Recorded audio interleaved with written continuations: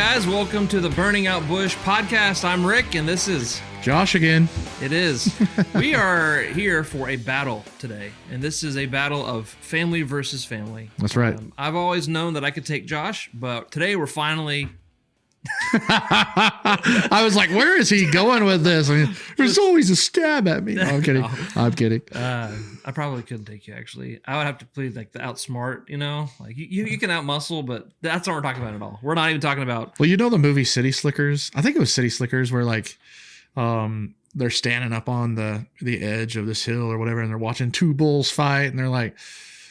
the old cowboy's like, who do you think is going to win? And immediately you want to choose the big buff bull, you know, the manly bull looking one. And he's like, no, actually the older one, because he's more wise and smart. He survived this long. Yeah, exactly. And I'm the older, more wiser bull. You're saying that I'm the ripped, manly one? Yeah. All right. Sure. No. Shout out City Slickers. That's my childhood right there. Nice. R.I.P. Norman. Okay. You have no idea what I'm talking about, do you? I know the movie, but it's been a while. But yeah, we're talking about a different kind of family That's right. versus a different kind of family. That's right. And it's not really a versus, but there are some interesting dynamics. So church family versus our family. What's the conflict? I think the conflict is just expectation. You know, we'll have a guest on here in a little bit and talk more in depth about this, but the tension, and of course, if you're a minister watching that's been doing this for a long time, you know the tension. Maybe there's some out there that's watching or listening that's younger and they haven't really had to deal with this yet. But we're going to talk about how our nuclear family coexists with the church family. What are the expectations? You know, what's expected from both parties? Because whether we want to admit this or not, there are expectations from both parties. And it is a tension that if you plan on getting married and having a family, or you already are in that area or stage of life, this is a tension. You know exactly what we're talking about. How much time, where do I juggle with each one of them? So I think that's where we're headed this episode. That's a good way to say it.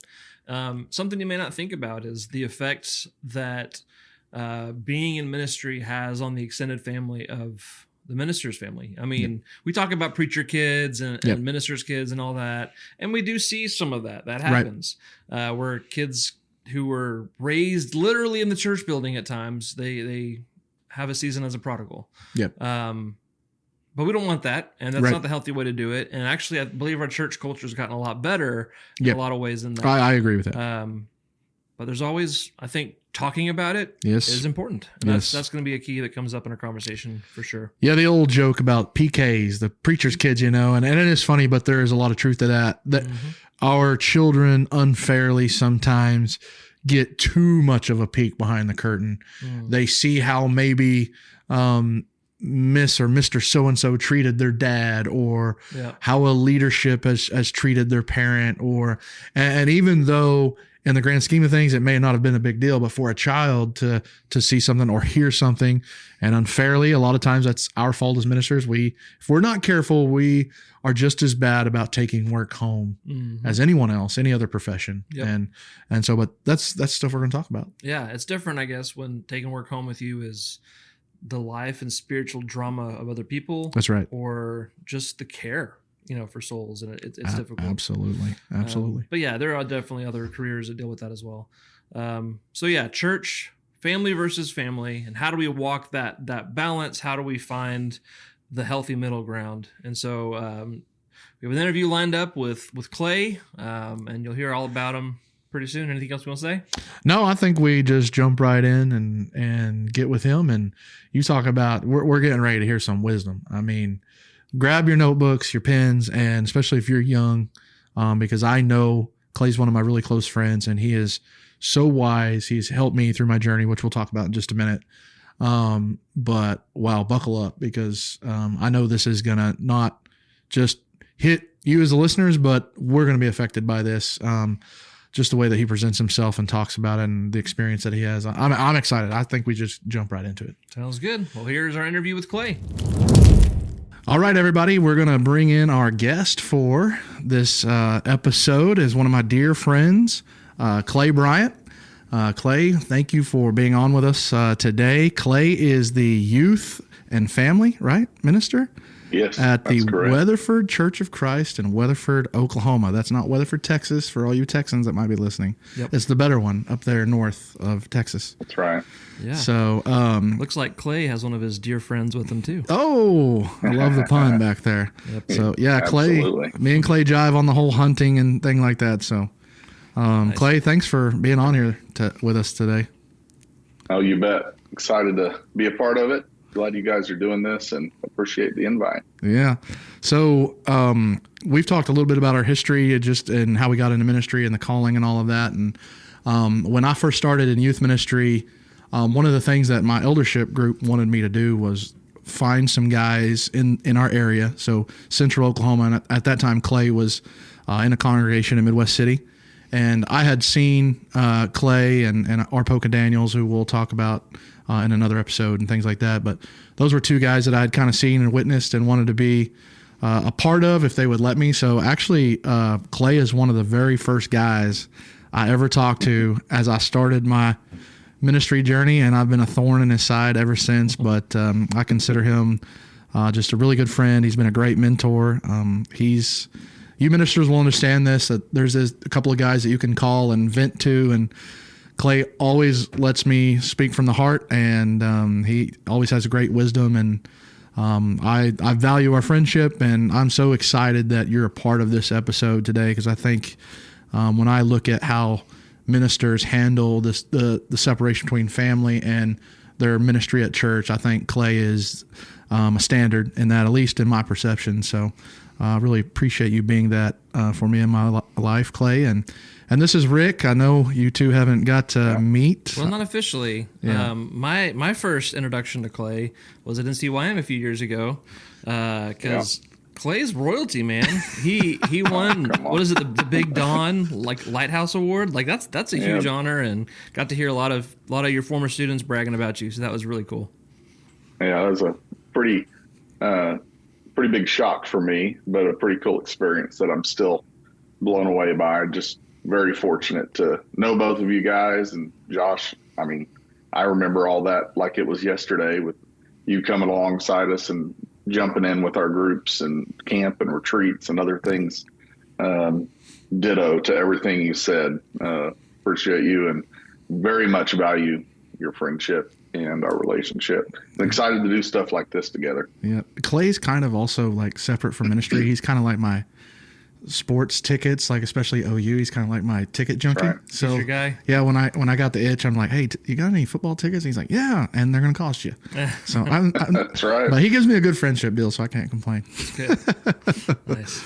Well, we're so excited. Clay, tell us a little bit about you and yourself and your family, and maybe what's going on at Weatherford right now, and just your ministry. And we know that you've spent basically your entire career in ministry, specifically in the youth realm of things. So yeah, just tell us a little bit about yourself and let everyone get to know you. Yeah, I grew up in Midwest City, Oklahoma, a suburb on the east side of Oklahoma City, and just from a very young age, I'm pretty sure I was in 7th grade, and got into the youth group and thought, hey, Six Flags and VBS and fast food. I want to be a youth minister. That's right. But I was blessed, very fortunate to grow up, go through the youth group, that stage of life with an incredible youth minister of my own, Deke Benton. He shaped me in my life in so many ways. And I kind of just feel like I always knew that's what I wanted to do. And there was a part of me that, as I got into ministry early on, I always thought, well, someday I might want to preach, or I might want to do something else, some other type of ministry. But the longer I go, the more fortunate I am, or the more fortunate I feel. And I feel like I love what I get to do. It's the greatest job in the world. And just really blessed to be in my, I think, 23rd year. So I was hired in 2003. I was actually a junior at Oklahoma Christian University when I was hired for my first full-time job, and got married a couple of years later. Was fortunate to work there at the East Side Church of Christ in Midwest City for a little over 13 years before we moved to Weatherford, Oklahoma, about 9 years ago. Yep. And so it's been a lot of fun. It's been it's been such a blessing. I never thought about doing anything else, never wanted to do anything else. And I'm just so fortunate to be able to do what I love to do and to be in a good place and serving alongside a great congregation. Our leadership is the best. I can't imagine it being any better. And just got a lot of great families, a lot of good things going. I've been married to my wife, Vanessa, for over 20 years now. Ooh, and we have two sons. Girl. That's right. Yeah. She is a very patient woman because we have two sons, one of them 17 and one of them 14. So 8th grade and junior. Yeah. And both of them very much into sports. We are a sports family. My wife likes sports as much as I do. And so that's a lot of fun, but we're in a little bit of a crazy season of life right now, right in the middle of basketball season, and junior high on Mondays and Thursdays and high school on Tuesdays and Fridays, and then tournaments in January and February. And so it's a lot, but it's a lot of fun and we're enjoying every moment of it. Yeah. I can speak for his family. They are just a gold standard family in my eyes. I mean, we'll talk about wives throughout the year and how they kind of get thrown into the ministry mess sometimes, but Clay really does. You have the perfect youth ministry wife. I mean, I've seen her get in the mix with him, and the relationships I've seen her build with young ladies over the years, especially, is pretty special. She goes to camp with him. I mean, she does a great job. And I think we would all agree that we're good ministers because we have good support systems like that from our spouse. I mean, they are the epitome of the helper that God intended for us in the very beginning. For sure. And my wife actually, sorry to cut you off. No, my wife, she grew up in a really small Western Oklahoma community and a smaller church, and she really didn't have much of a youth group. Yeah. Definitely didn't have a youth minister. But for whatever reason, when she went to Oklahoma Christian for school, that's where we met. She had in her mind, I think I want to marry a youth minister, and so it's perfect. I found the right one. There's no doubt. Yeah. Well, that's what you do when you go off to places like Oklahoma Christian or Harding. The men are going for degrees and the women are going for their Mrs. degrees. At least that's the old joke anyway. But, man, thank you for sharing. I'm glad that you're on with us and you're a part of this. When we started this whole podcasting journey, it was, do we want to have guests? And we were like, absolutely. And as we started kind of ironing out our episodes, we knew like immediately this is the person we want to have on for this episode. And so I've had you pegged for this moment for a while. And what I've seen, and me and Rick have talked personally about some of the things we see on the social media support pages for ministers.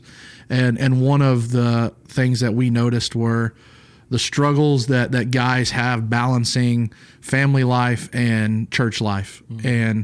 And so I think you will have a lot of great things to say about that this afternoon. But like I said, we're glad that you're on. And when we talk about the whole, basically we frame this to be the family versus the family, right? Because we have our ministry here with our church family, but then we have, in my opinion, the most important ministry we can have at home with our wives and our children. And so, when we say family versus family, this resonates with a lot of ministers because this has been the tension or the struggle that ministers have lived in for so long. Yep. How do I manage this? Because there's you are pulled from both directions, and your family expects something, and your church family expects so much of you as well. And so whether that's fair or unfair, we chose that life. Right. And so, but I do think it's important that we talk about it because there are so many, especially new people that are breaking into ministry that maybe don't realize it now, but this will become a hard thing as they continue to mature and grow older and get married and have children. And you're just being pulled in so many directions. But what, Clay, I guess we'll just start there. I mean, when you think of your work there at Weatherford and the expectations that you have, and it sounds like you have some amazing leaders. We would say that here as well. We have an amazing leadership that lets us do what we were called to do. And but how do you, just when you hear that family versus family, how does that come to mind? Was there a moment maybe early on where the tension between your nuclear family and your church family just became undeniably clear to you?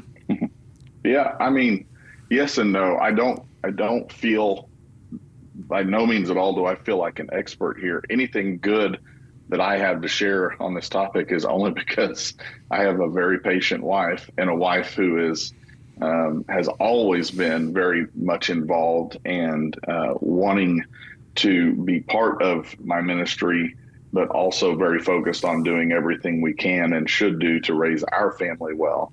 And so finding a balance there is, I mean, there is no cookie cutter way. Like, we all know that. We know the Bible never speaks specifically about anything like this, that you need to devote this number of hours a week to this one thing and this number of hours to another. I'd say the only, I've tried to think of this, and the only time that there was ever any real tension was my first 13 years in ministry. We were living in a parsonage, and it was right next door to the church building, and it was a great blessing for any young ministers out there. I would say, that if you have that offered to you, that can be a great thing, but there are also some things you need to be aware of if you're living in a parsonage. This is a total side note. It's if you don't handle that the right way and handle your finances the right way, that can hurt you in the end in a big way. Yep. But there was one occasion where a lady at church approached my wife and said, "We need to use the church's house for a shower." And I don't remember if it was a wedding shower or a baby shower. And I remember my wife coming to me and telling me about it, and she was just blown away and hurt. And, we need to use the church's house. It wasn't our house, and that's what, her response was, "This is our house. Yes, we are living in it and the church owns it, but we wouldn't go to anybody else and say anything like that." And I know that's not exactly what, precisely what we're talking about here, but that was an example for me pretty early on, that not everybody sees a separation between church and ministry and my family the way that we understand that. And so there may not have been a lot of specific moments where I feel like it's become an issue for me and my family personally. And that's not because I'm, prideful about that or bragging about that at all. But I think it's certainly been something that's always been present on my mind. Like we said before, Vanessa has always been very much involved in ministry with me. We've always been in it together, even if she's not paid for that. She wants to be a part of it. Yeah. But I would just say I've always wanted my ministry and my family to, as much as possible, be in harmony with each other, to be in unity together. Yeah. Never in competition. And I think the issue comes when you start to feel like my ministry is competing with my family. Right. And there are certainly times, like I would say even regularly, that is a thought, that is, I'm aware of that, maybe starting to happen. And it's different seasons of the year, different seasons of life with our children and their ages. But I just have always felt a responsibility to model for my sons what it looks like to live as a disciple of Jesus at home and in every other part of life. But if I don't do that well, and if I don't find some sort of balance, then, there's a lot of old adages about preachers' kids. I don't want my children to grow up resenting the church or resenting my role as a minister for a church, because I didn't do things the way I should have and prioritize my family over anything and everything else. Yeah. One of the things you mentioned, getting your nuclear family and your church family kind of in harmony. One of the things that I learned about you early on from the very beginning was how often you brought your oldest son with you. My first year that we went to camp together, your oldest son, who's you just said was 17, was 2. I remember. Yeah. But I thought, wow, I would not have thought to have done that, to bring a 2-year-old by myself without my wife. That kind of just shows you my immaturity back then. But that's something that I've modeled because of seeing that firsthand with Clay. Is so my boys and Aubrey, and then my soon to be child coming into the world, because I've got one coming any moment now. So if I run out of here, that's why, if the wife's giving me the signal. But my children have grown up knowing my ministry, going to church camp with me as much as is appropriate. I brought my children with me on youth activities and things as well. Now, there are times where you know, hey, I can't bring them this time. I've got to give this specific time to these youth kids. And so I guess listening to you, and I don't know if Rick's thinking this way too, but have you talked to your family? Like, since you knew you were going to do this podcast and we were really going to dive into this, is this something you've gone to your wife or your kids and like, hey, I'm getting ready to speak on this. Is this something that you've experienced in a good or negative way, or as much as you want to share anyway? Well, there was, yes, I did bring it up to them. I've talked to my wife about it quite a bit.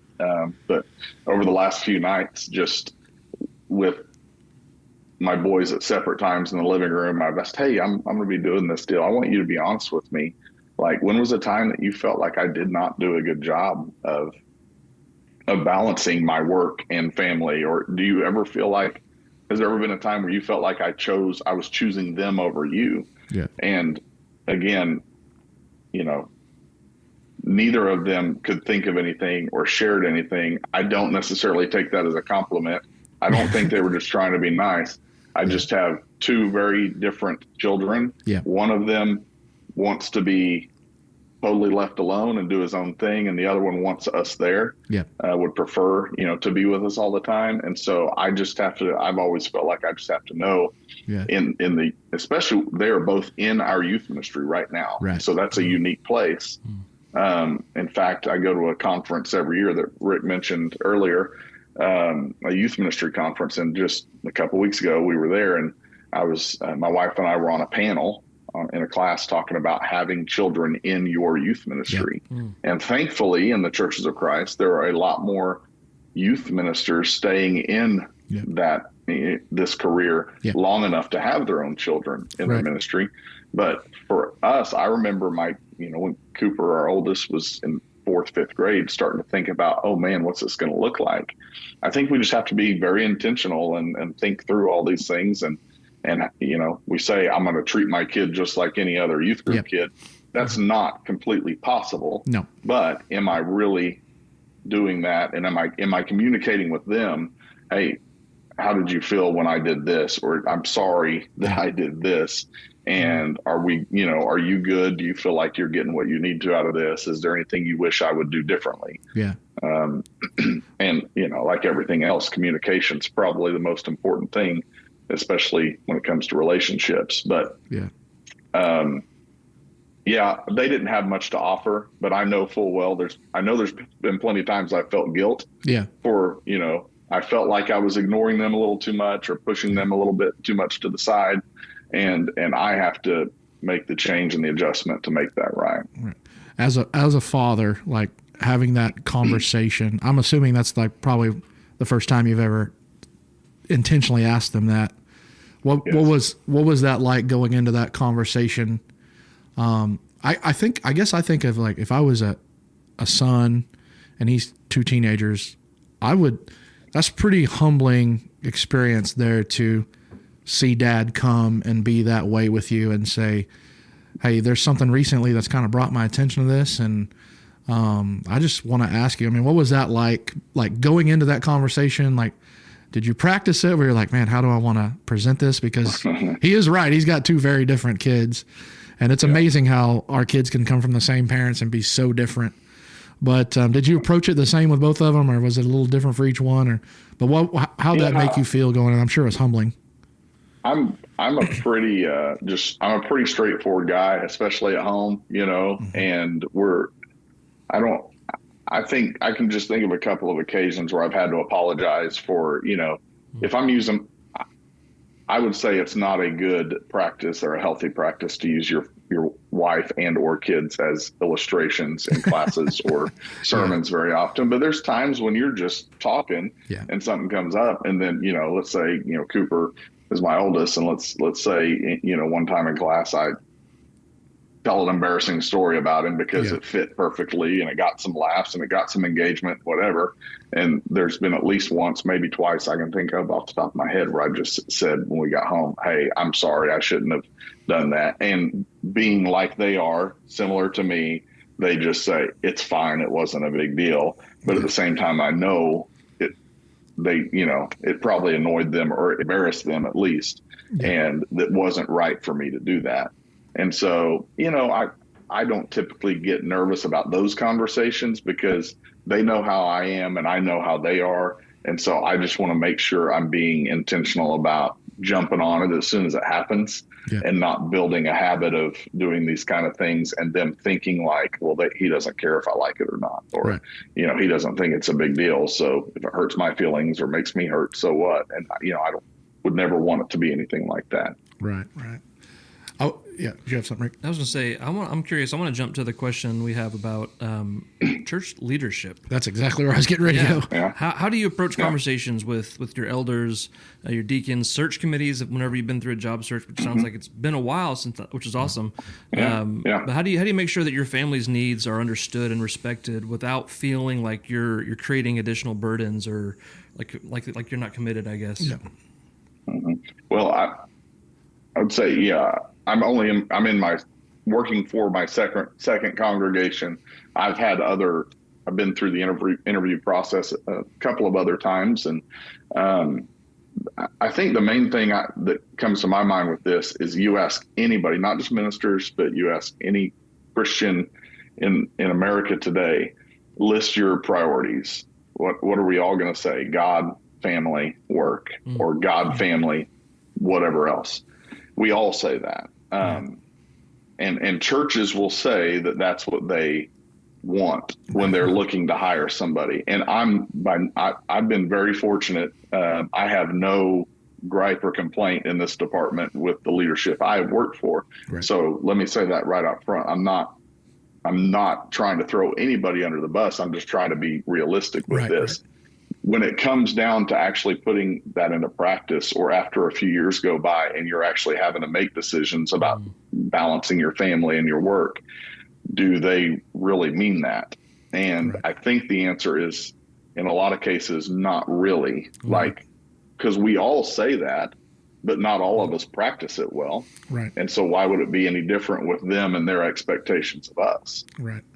Like I said, I think the best example for me is we're a sports family, and in my context, the way that we're set up here, I have two youth elders. Mm-hmm. A couple of years ago, I was at lunch with another elder who's not a youth elder, but we were just going to lunch, catch up, hang out, talk a little bit, and he was asking me about my boys and what they had going on, and we got to the sports talk, and he had a son who played high school basketball, and we were talking about how crazy summers are, and you get into travel ball and all this stuff. And we've always been very big on, we're not missing Sundays and Wednesdays. We're not, this is the priority, not this. And we do the best we can. And there are exceptions from time to time, but he just flat out said, what are you going to do when he's in high school? And he needs to be playing in the summer. And he needs to be at that practice, and he needs to be at that game. And I said, I guess we're just going to do the best we can to figure it out. Mm-hmm. But my thought is, I don't expect any other youth group student to be at every single event. Right. So why should I expect my children to be at every? To me, that's where you grow resentment in church, in ministers' children, that kind of thing. And I don't want to get too off topic here, but in regards to your question and how we balance that, to me, it's having clear and open communication with my leadership, saying we're in a season of life right now where this is going to be the most prominent for us, balancing all this. And so, in the summers, if I've got a son that plays football, basketball, and baseball in summer, just for school sports, you've got summer football, you've got basketball team camps, you've got summer baseball games. What what I miss quite a few games in the summer between camps, retreats, or camps, mission trips, VBS, all that stuff. Right. I miss quite a bit. So if I'm in town and one of my sons is playing, here in town, a daytime game, baseball game in June, if I'm here, I'm going to be at it. Yeah. And if we've got something going on, I've got my interns can cover whatever's going on, or my youth deacon or one of those elders. But to me, it's clear communication and being real with them. Mm-hmm. And for younger guys specifically, I would say, I've always been big on when you're interviewing with a church, they're not interviewing you any more than you should be interviewing them. Exactly right. And so after they're done asking you all their questions and they say, do you have any questions for us? The one thing I've always asked, and I would recommend always asking, is saying something like, you've told me a lot about your church and this youth ministry or whatever ministry you're applying for. But tell me, outside of what you've already shared, what can you offer me and my family? Mm-hmm. And that doesn't have to be a selfish question. But if I'm thinking of moving my family into this community, into this church family, what are you going to do to come alongside me and help me as I try to, raise my children to be disciples of Christ for all their life? And with elders specifically, I would just, ask, do you view yourself as a shepherd to everyone else, or are you a shepherd to my family as well? Right. I'm a part of this body. My family is part of this body. And so I again, I already said it, communication, clear communication, and having conversations ahead of time, not just calling and saying, hey, my son's playing in a basketball tournament this weekend. I think I'd like to take off and be gone for that, whatever. But saying, hey, I know some of this is going to be coming. What can we do together to have a plan in place so that my children know I'm fully supporting them in what they're doing? Yep. But they're also seeing me being faithful and responsible as much as possible in my work as a minister, but my walk as a Christ follower, and modeling that for them as best I can. Yeah. I think if there's a young guy listening or watching us, which hopefully there is, that is what you just heard Clay say is some of the best advice. And I know everyone inside is built different. Some of us are extroverted or introverted or whatever. And to a lot of people that may scare the living daylights out of them to ask that kind of question. But it is unequivocally that is a question you have. If you're a young family and you're looking to go to a new congregation, that is a question that has to come up. If not, you will find yourself in some deep trouble. Hopefully not, but there's potential there. Yep. I've had people tell me all the time, there are well intentions, which I think elderships, leaders in the church are well intended when they say, yeah, your family is, but then there's also reality. Right. And when we intend for something to be something, and then we actually get into it, and both parties are saying there's not as much time as we want here, there's too much time over here, that's when things start to change, and that's when reality takes hold. I'm never going to go somewhere on well intentions. I'm going to go somewhere for exactly the reasons why Clay said, because you have something to offer my family. Yes, you are my employer. Yes, I'm getting compensated for this, but I want to be a part of something. I don't want to just work for something. And I think that's kind of where you were getting at there. So, and I would say, what are your expectations of my wife? Right. Which I think that's a common thing in ministry and specifically in interviews. Yeah. But my wife is going to be very much involved. And my wife is going to be just as much a youth minister as I am, but that's because she wants to be. Yeah. If there are expectations placed on her for filling that role, then she needs to be compensated for that. Yeah. And if not, you take what you can get and just understand it's going to be great because she's awesome. Yeah, that's right.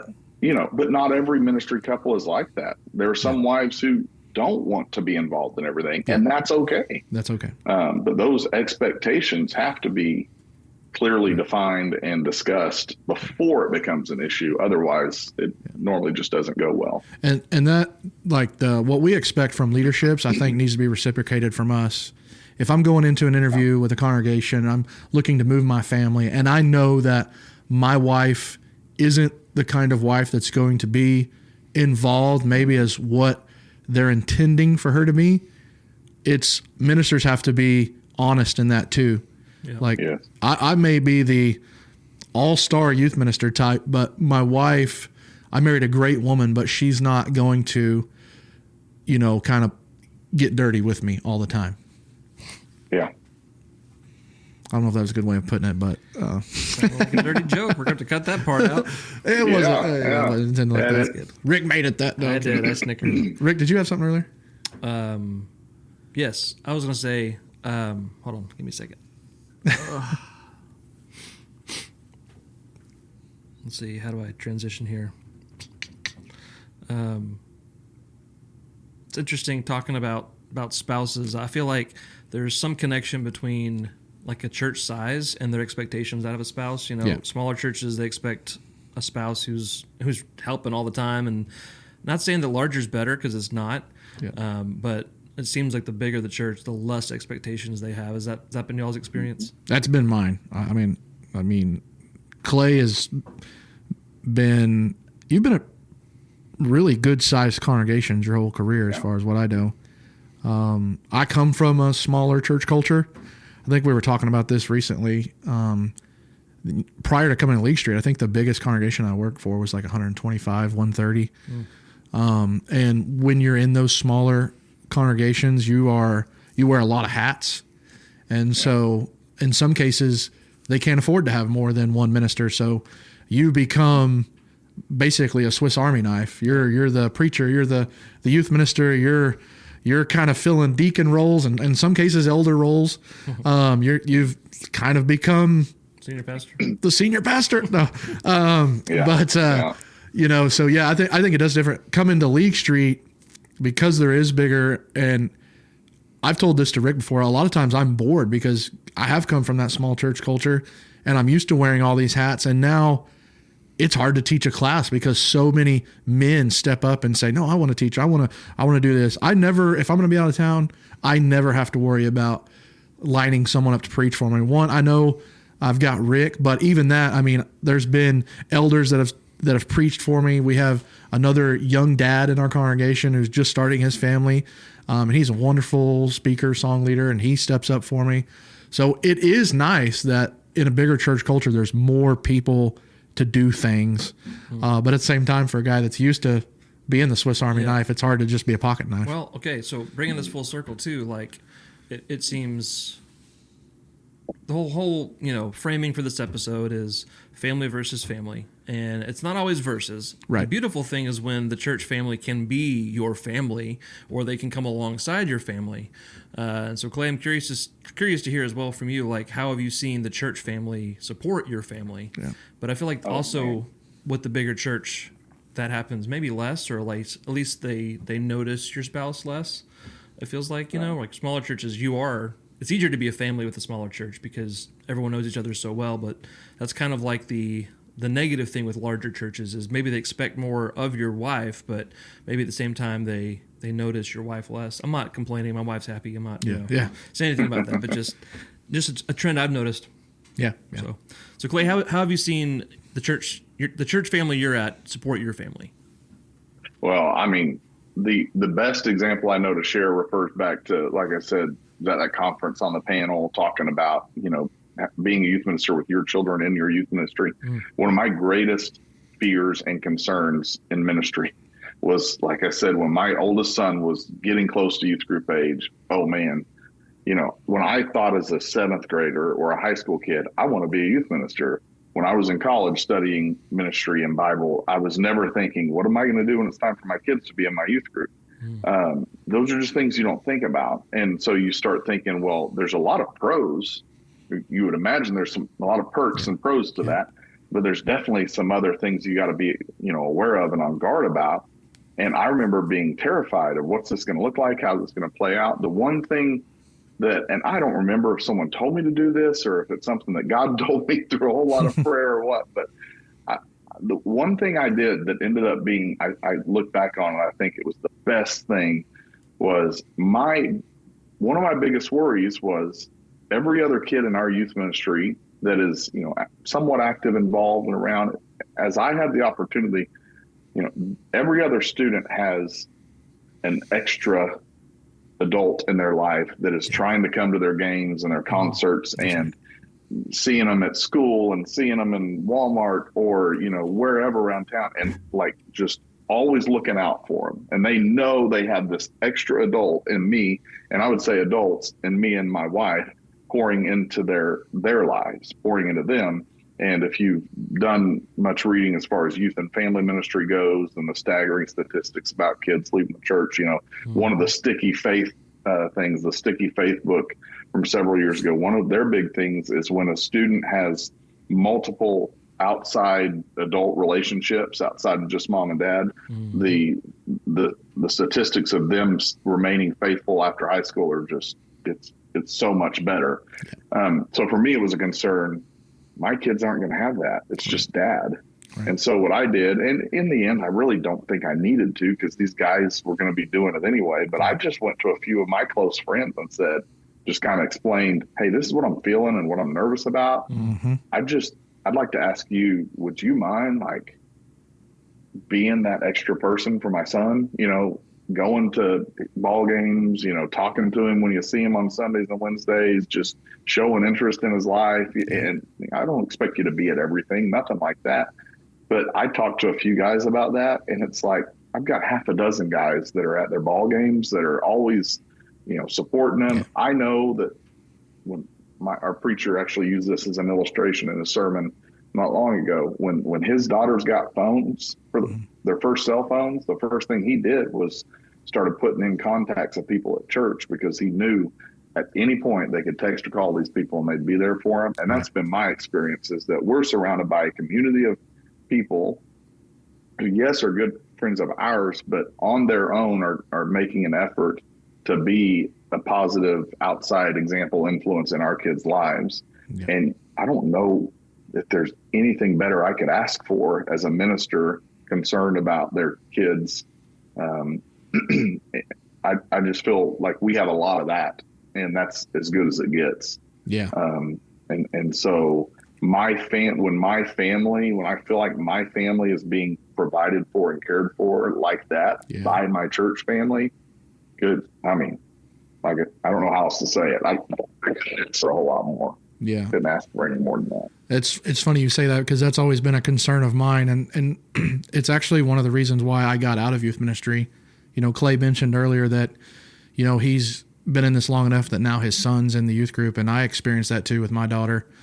Her 7th, 8th grade year, I'm her youth minister, and I thought that was cool and awesome that I was going to get to be my daughter's youth minister. I never saw that and never planned for that in my life. Mm-hmm. But after a while, I thought it kind of scared me, because for those exact reasons, like, I don't know. I mean, I want to be her youth minister. I want to be the guy, but I also need to be open and humble enough to know that she needs someone beyond me. She needs more than me. Yeah. She needs support.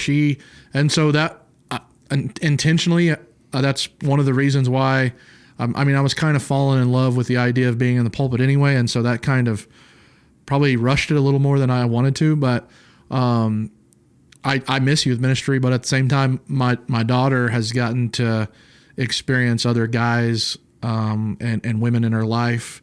Again, I'll mention our poke has always been good with my daughter since we've moved here to League Street. One of our elders, Kirk Reams, I guess it helps that his son is dating her, but even before that, from jump, he was good with my family, and he comes to one of my son's my 8-year-old son's basketball game, just shows up. Our children's minister, Angelica, has done that for my children. She eats with them during the week. She comes to their games. Of course, Aubrey gets here, and she is in Rick's youth group, and she has that experience with him. And now he's transitioned up to this young adult role, and she's in there with him again. And Yeah. Not up. Yeah, not up. Yeah. Right, it's over. I felt that for sure. But I just look at my family. I'm like, I don't have to be that guy. I can just be dad. And yeah, I'm going to set an example the best I can at home. But they have some spirituality outside of me, and I think that's so important. And even like when we moved here to League Street, my daughter had to stay back in Oklahoma for a few months and finish her schooling. She was in a program to get her CNA, and one of the families that she had completely fallen in love with while we were there, who we're naming our next son after, by the way, they meant so much to us. She lived with them, and it was like they had they raised two sons, and finally they had this daughter in their house, and it was just amazing. But when, like Clay said, I can't echo it enough. When you have a church family that supports your family, it's just, I don't know, it's tough to explain. It's different. It's good. It's a beautiful thing. It's what it's supposed to be. Yeah. So maybe I have time for one more question. Is there a question for Clay you want to ask to land the plane? I keep saying that. It's like my metaphor for everything. Land that plane. Yeah, I mean, so just to let all of our listeners and viewers know, before these episodes, every podcast in the world does this. We kind of send back some, back and forth about what we want to talk about. It gives our, guests like Clay an opportunity to see what we're about to discuss. And one of the things you brought up that you really wanted to talk about was the whole concept and idea. And you've touched on this throughout this, but that whole guarding your family. When we speak about guarding our family, what does that practically look like in the day-to-day life of a minister? Is there a specific,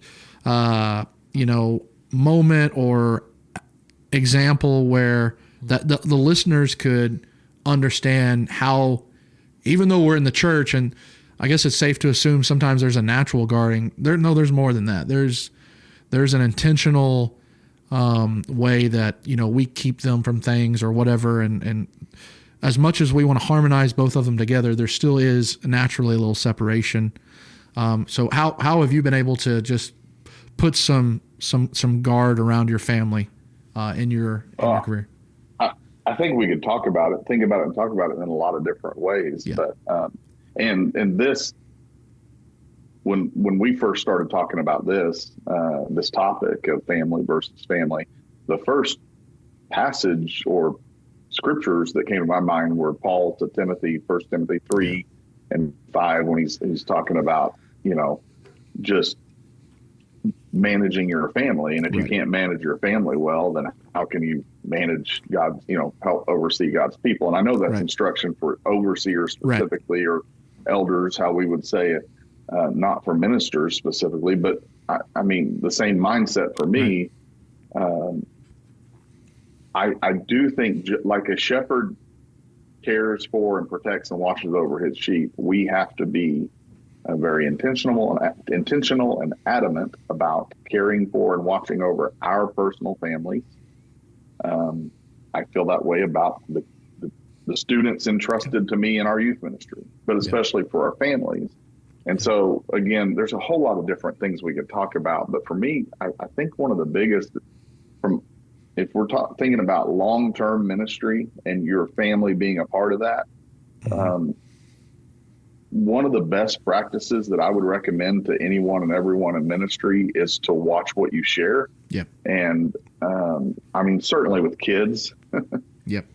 You don't need to be telling, you need to be careful about what you're talking to your wife about when the kids are around, obviously. Right. But with my wife, like, I would say you don't need to be telling your wife everything you hear in the elders meeting. That's right. And you don't need to be telling your wife every conversation you have with people at church. That's right. And you definitely should be talking to her about this and letting her know why you're planning it this way and doing it this way. I mean, I'm not being dishonest. Right. I'm not trying to keep secrets. Right. But I want to protect my wife and especially my children from too much information. And I would say the main reason I would say is this: I never want my wife to have to deal with, oh my goodness, how can I worship with that person? Right. Right.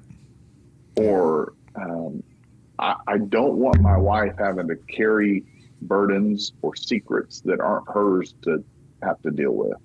Right. I signed up for this. In a sense, she did as well. You mentioned this earlier, but I signed up for this. My kids didn't sign up for this life. Mm-hmm. And I don't want them carrying burdens that they shouldn't have to carry. And so I will share things with them that they need to know. And obviously my wife, we talk about a lot of things. But there have been times when I've said, okay, I want you to know about this. I want you to have a heads up just in case you hear something. I don't want you to be caught off guard when this information comes out, that kind of stuff. You communicate that. But I don't need to be sharing everything I hear and learn about our church and congregation in the form of a prayer request. I don't want that to sound wrong, but I don't want my wife to be caught off guard. And so I'm going to share certain things, but I'm not going to share everything. Right. And for me, the biggest motivation for that thought, for this thought, and for other things that we could talk about as well, I think my biggest motivation is when my kids are grown and they're looking back on their childhood and their adolescence. I want them to talk about how great it was with growing up with their dad as their youth minister. That's right. Not how horrible it was.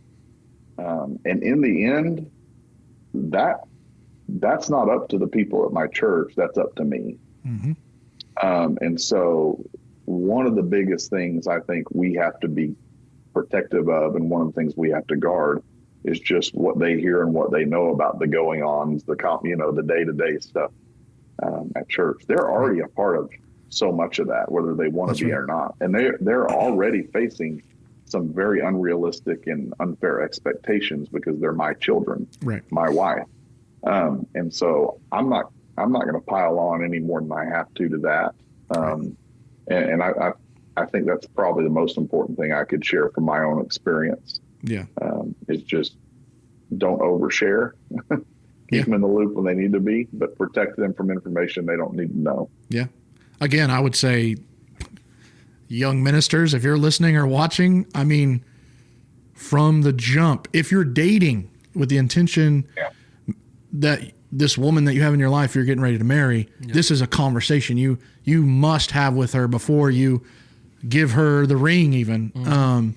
And then if you are freshly married and you haven't had this conversation with your wife, you need to have this exact conversation with your wife. Yeah. And there are some ladies out there. I remember when I first got married, that was something, my wife Naomi struggled with was, why don't you talk to me about this? And my answer was always, because I love you. That's why I'm not, and so, but now she's done this, been on this ride with me for so long. She knows if I come home and she said, well, how'd it go? And I just say, it went well. She knows instantly that there's something that I have to keep with me. If I come home and say, yeah, we did this or we talked about this, then it's something I can freely, and she never pries. And she just trusts me to lead and to do that. And so, but yeah, that's awesome. I think I'm getting more out of this episode than anybody else will right now. But Rick, do you have anything you wanted to ask him before we let him go? Man, my brain's catching up. I'm thinking, but no, thanks, Clay, man. Lots to learn from you. We've been joking and talking about, right now our plan is to do a 10 episode spread, but that could change, and so we might call you back sometime. Yeah. Hey, man, appreciate you coming on. I love you. You know how I feel about you, always will. And you've always been a great mentor to me and someone I still look up to and want to learn from, as hard as that is to say. No, I'm kidding. But anyway, hey, we appreciate you, buddy. I feel the same, and I appreciate you guys having me on. I love this topic, and I pray that everyone who hears, listens, watches this will benefit from it. And as ministers, we have an opportunity to model what a healthy, faithful family looks like. I have the opportunity to model to my youth group students what a healthy marriage, what a healthy relationship looks like between a man and a woman. That's right. And this is part of being called by God and doing His work. Amen.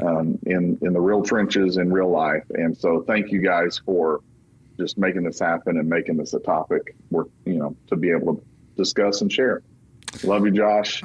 Rick, I've enjoyed it. Thanks for making this happen. All right. I can't let you go without saying Boomer Sooner. That's right. Boomer. See ya. See ya. Wow. I told you that was going to be special. And maybe I'm biased because, like I said in the interview and before, we're close. We're good friends. He's been a great mentor to me, but I am not surprised at the amount of information and wisdom we just got there. And it was 45 minutes and it felt like 10, at least to me. Yeah. I was so wrapped up in it. He was saying things that I was like, wow, I've never thought about that. Or maybe that's a conversation I need to have with my own family, you know? Sure. And, but some of the things that he talked about, get your thoughts quickly, was how he balances his family life. Mm-hmm. Very impressive. He was so open and honest and raw about the things, that he does intentionally with his family and his church family. So nuclear and church. I was pretty impressed, with that. Gave a lot of great, nuggets for especially younger guys. Mm-hmm. What he said about making sure you're interviewing your interviewer that is, and I mentioned this in the interview, as ministers, don't be scared to do that. Mm-hmm. That's either going to do one or two things. Unfortunately, one, it'll be like, might scare a leadership away, or two, they're going to see that the spiritual health of your immediate family is more important than anything else in the world. Yep. Wow.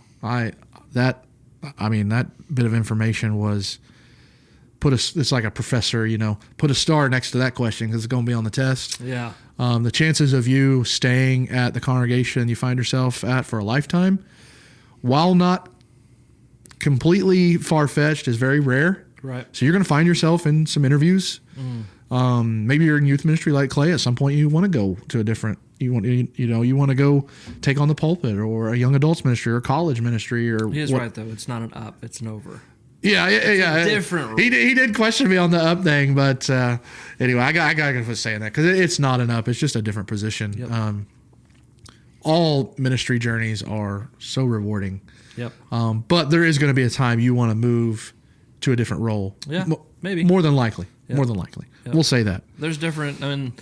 Part of ministry too is discovering where your gifts fit in and all that. So, and really the only ones that are questioning me on the up thing are the ones that are not pulpit ministers yet. And that's revealing. I'm kidding. I'm kidding. What do you call me? You call me senior executive pastor. Yeah, that's what I get called every day. Executive. Yeah, there's a different word word used every day. Yeah, he adds to them. Obergruppenführer. The German route. Yeah, no. But yeah, only when you're power tripping. Yeah, that's right. Was there something in that interview just quickly that really stood out to you that you were like, wow, that's a great word? Yeah. Something I need to do better is have an ongoing conversation with my family, checking in with them and saying, all right, how is this experience affecting you? Yes. Has this been good? Has this been hurtful? I did go through a transition where I'm moving from youth ministry to young adult ministry. And so down, or sideways? Yeah, sure. Having to tell my kids, no, you can't tear up the youth room anymore. You get to tear up the young adult room. That's right. They literally were like, what room is that? I had no clue. And so just checking on your family, taking care of them, and making sure that they're okay. Something that didn't come up in the interview that I was thinking about. I mean, we're not talking about ministry transitions or when it's time to go or stay. Maybe that's a future episode sometime. But often your wife has a better indicator of what season of ministry you're in or how things are going than you do. That's right. You might have a great interview and then your wife's like, nope, not here. And, you might push back. But a lot of times our spouses have that sixth sense where they know more or know better, know differently, I guess. But and so checking in with your spouse and seeing how they're feeling, how things are going. Yeah. Need to do that. I mean, we shouldn't be surprised that they know that. I mean, you think about it biblically, they were created specifically for you. Yeah. They're the helper. They're the the thing that cleave together, right? And so I can't tell you how many times my wife has noticed and been like, "Hey, do you need to pray, or have you prayed about that?" Or, but yeah, that was a great. I mean, that was information that I thought is invaluable to ministers, not only with your children, but I thought the whole having the conversation with your spouse as well about the things that you're not keeping. It's important for us to have those conversations with our spouse. We're not keeping you from this information. We're guarding you from this information. Yep. And you know, he gave some really good stuff about, because we're human, it would be hard. And I think it's hard for us to grasp this because we're in the mix, for our wives to hear about something. And we'll be honest, our wives hear more. If we're not careful, they can hear more negative than they can hear positive from the experience. And so I've never thought about how my wife may look at someone that they perceived hasn't treated me well. Yeah. Now, my wife is very non-confrontational, so I know she's not going to be the type of wife to go up to so-and-so and say, "Listen here." But let's be honest, some of us out there, we have wives that would. They're ready to go to war for their husband and put on the armor and who do I got to punch, you know? Yep. Don't do that. But yeah, I mean, that was something like, I was like, I took the same as you. I was like, man, I want to go home and have this conversation with my children. Now, I'm not going to go home and have this conversation with my 6 or 7 or 8, 9-year-old, however old your kids may be. But my teenager, like, I have a daughter who's 19. It's a question I've never asked her. And I thought about that during this interview, was like, when I go home, I'm asking her this, like, do you feel like I've almost cheated you in some way, or chose others over you? And which, by the way, I have an amazing teenage daughter. She's amazing. But it's also a question I want to go ask my wife. Yeah, the kids are one thing, but I want to go ask my helper, like, do you feel like I've ever not chosen you first in this ministry? And I'm scared because I know if I was her, the way I would answer, especially when I was younger. When you're younger, and I think this is any career, not just a ministry, but when you're starting out and you're getting your feet wet, man, it's turn and burn, baby.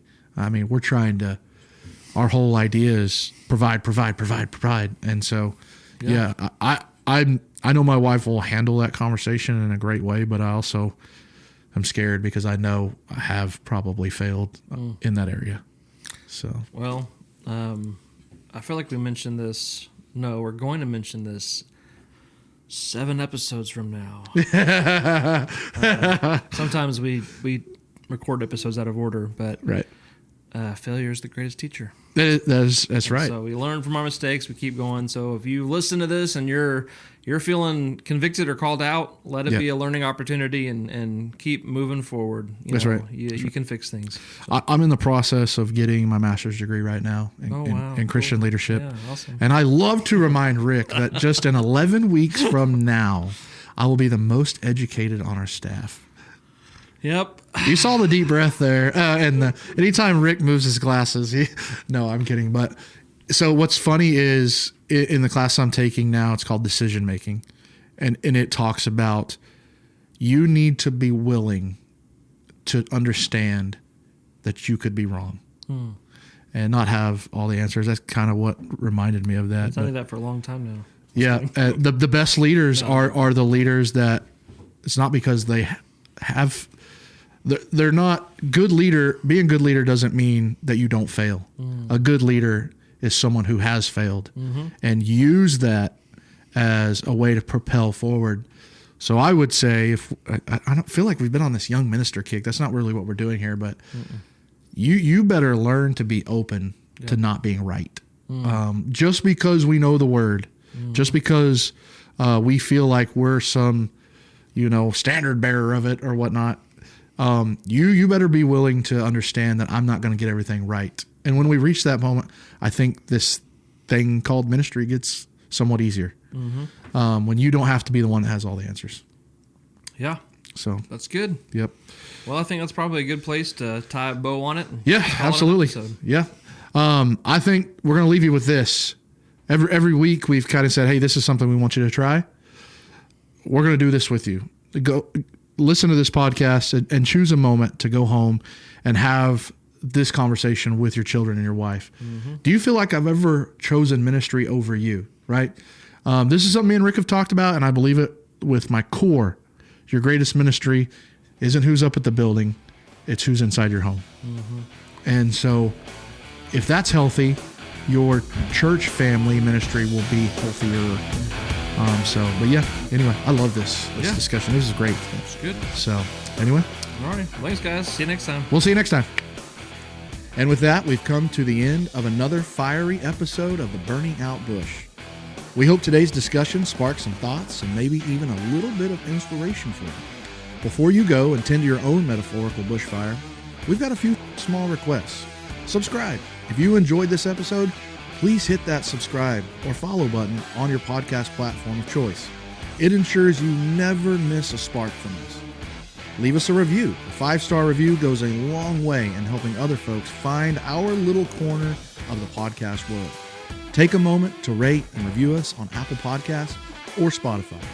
And also, we want you to stay connected. You can follow the latest flare-ups and announcements by following us on social media, finding us on all platforms, searching for The Burning Out Bush. Do you have a burning secret, a professional meltdown, or a story about truly hitting rock bottom that you want to share? Well, we want to hear it.